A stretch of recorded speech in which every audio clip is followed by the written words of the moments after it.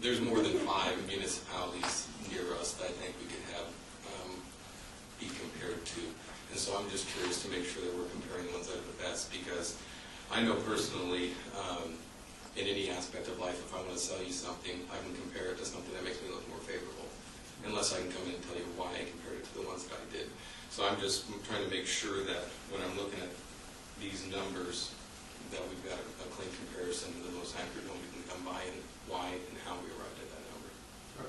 And I would suggest from my perspective, not that you're suggesting it, but there's no cherry picking of the data. You know, we didn't survey 10 municipalities and then select these 4 because of their bills. It was my understanding that these were traditionally tier cities, and so that's who we. Right. There's no cherry picking because you did not pick. Right. Well, yeah.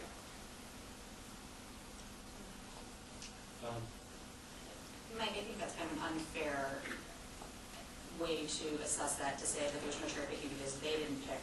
They didn't pick because they asked for what do we, as the educated and informed staff, believe are our peer cities.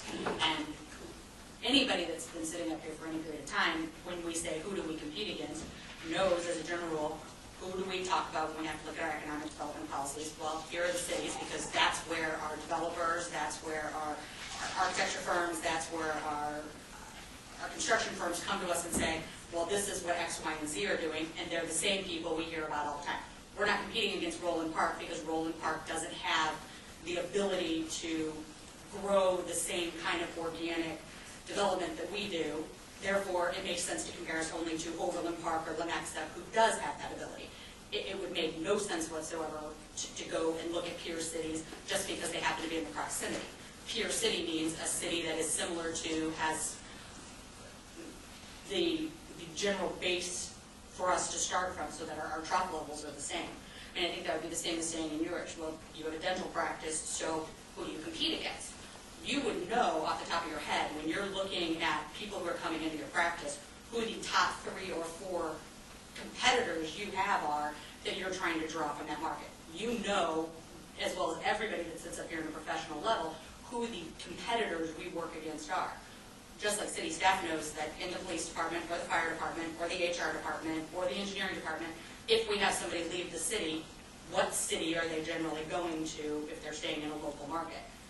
It's not about cherry picking something or looking inside of it. It's a pretty solid market analysis to that anybody in any business would know or should know who their competitive peers are. And if you don't, then you're failing kind of miserably in your business. I would be extremely concerned if staff couldn't tell us who our peer cities are in each of those things. Folks, we're not going to get in a cat fight, okay? Mike, do you have something to say? I mean, I agree with what you're saying. My undergraduate degree is in chemistry, and so I believe in the scientific method and imperial data.